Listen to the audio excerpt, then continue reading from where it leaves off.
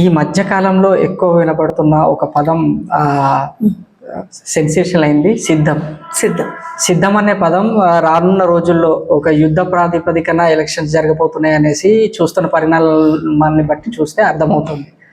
వైఎస్ఆర్సీపీ చేతిలో ఈ సిద్ధం అనే యుద్ధంలో మీ దగ్గర ఉన్న అస్త్రశస్త్రాలు, ఆయుధాలు ఏంటి అంటే మీరు ఏం చెప్తారు?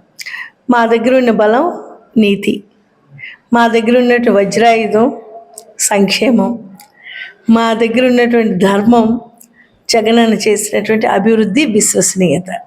అందుకే ఈ సిద్ధానికి మేము ముందున్నాం.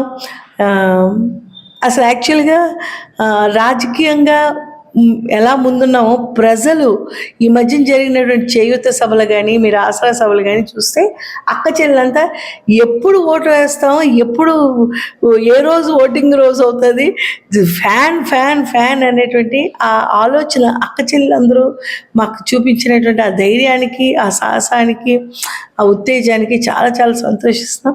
అందరం కూడా సిద్ధంగా ఉన్నాం. ఈ సిద్ధం అనేది జగనన్నకి మళ్ళీ 175కి 175 గెలిపించే విధంగా పేద ప్రజలందరూ కూడా ఈరోజు ఎంతో ఆనందంగా, అభిమానంగా ఉన్నారు. జగనన్న అంటే అందరూ కూడా మళ్ళీ జగనన్న ముఖ్యమంత్రి కావాలని మళ్ళీ ఆలోచిస్తున్నారు, వేస్తారు, మళ్ళీ చేసుకుంటారు. Please subscribe .news.